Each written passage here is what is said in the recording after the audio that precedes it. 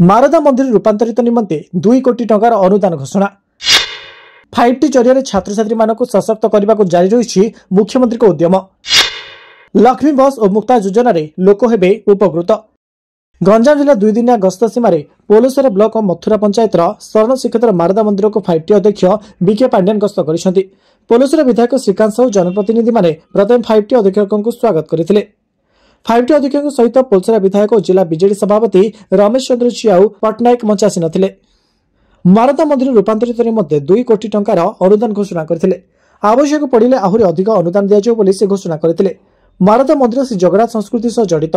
मारदा मंदिर को आसिले श्री जगन्नाथ मंदिर समान अनुभूति अनुभव होता 5T अध्यक्ष कहते। प्राय 10,000 ऊर्ध्व जनसाधारण अंचल में विभिन्न उन्नयनमूलक कार्य पर आलोकपात करते। सहरांचल छात्र छात्री माने जो बड़ी सुविधा पाउछन्ते एही अंचल छात्र छात्री माने से बड़ी सुविधा पाइबे। छात्र छात्री मानक जो सब स्वप्न रही माननीय मुख्यमंत्री 5T जरिए सशक्त करिसेंती। वर्तमान छात्र छात्री मानक कर्तव्य रहिला दिन राति कठिन परिश्रम करी निजर भविष्य को सुदृढ़ करिवे। आपर विजु स्वास्थ्य कल्याण योजना उपकृत होता नहीं प्रश्न पचारते। 5 टका विनिमय पंचायत मुख्यालय ब्लॉक कार्यालय पर्यंत आसीपारे। आने माननीय मुख्यमंत्री लक्ष्मी बस योजना करते। सहरांचल गरीब महिला मानक रोजगारक्षम करने मुक्ता योजना हाथ को नहीं।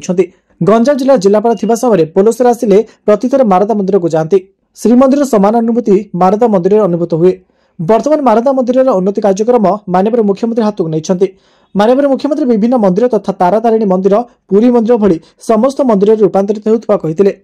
मंदिर रूपांतरीकरण कार्यक्रम मां तारातारिणी मंदिर आरंभ होता कहते।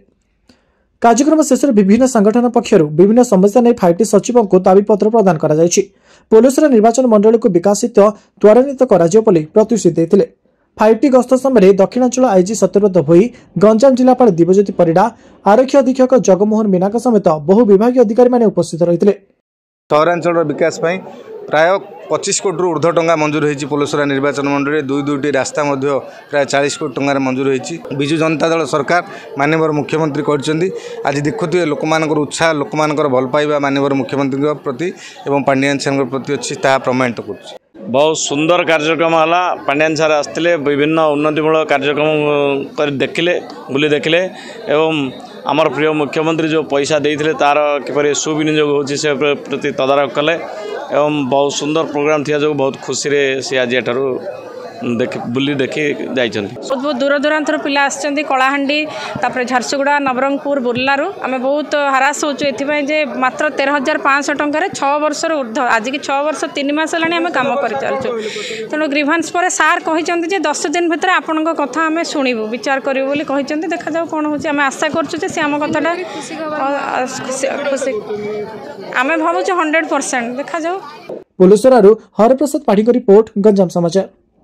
गंजाम समाचार आपणकर लेटेस्ट खबर पाई लाइक शेयर सब्सक्राइब एवं फॉलो करंतु। गंजाम समाचार फेसबुक यूट्यूब ट्विटर पेज को अधिक तथ्य पाई विजिट करंतु आम वेबसाइट www.ganjamsamachar.com।